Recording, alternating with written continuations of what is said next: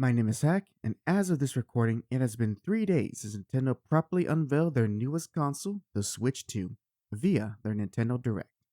Between the presentation and now, the response to the console has been extremely mixed, with people hyper focused on the high prices for the console and games.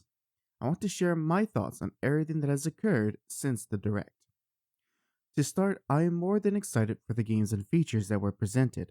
The fact that the console can reach up to 4K resolution and have 120 frames per second was not something I expected that machine to be able to accomplish.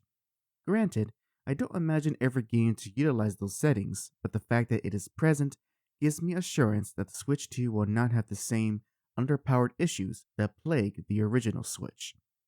The mouse control feature is also intriguing, and I hope third party developers utilize it to its full potential.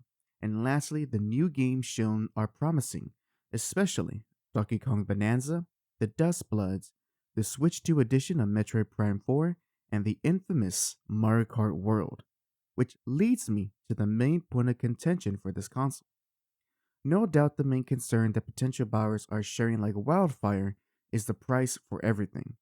Now, I want to be clear. My position on the matter is that I agree the $450 price tag for the console and for the first party games to be priced between $70 and $80 is asking a lot from customers, especially when Switch owners have enjoyed the luxury of a more affordable console and games compared to the competition for the past 8 years.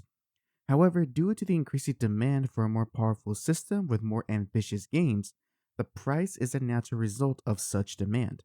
Nintendo can surely cut prices like they have done before with the infamous launch of the 3DS, but the leadership has changed over the decade, and I don't see that happening unless customers put their money where their mouth is and don't buy the console on launch day.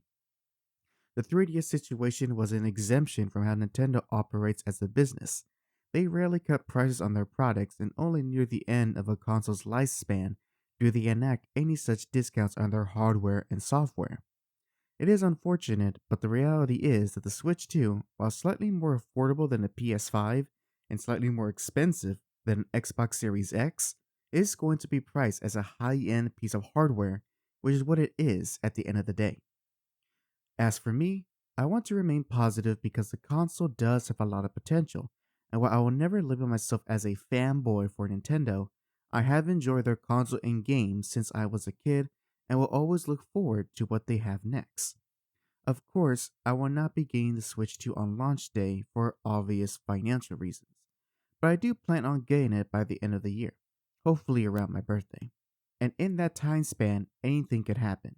I do want customers to speak their voices loud and clear, and with their wallets show Nintendo that their current prices are too demanding for American consumers. The console will be a success, but I imagine these first 2 or 3 years are going to be an uphill battle between what customers demand and what Nintendo is willing to compromise. Let me know if you plan on getting a Switch to yourself and what games are you also excited for. Thank you for watching. Leave a like, subscribe to receive more videos from me, and this is Hack, signing off.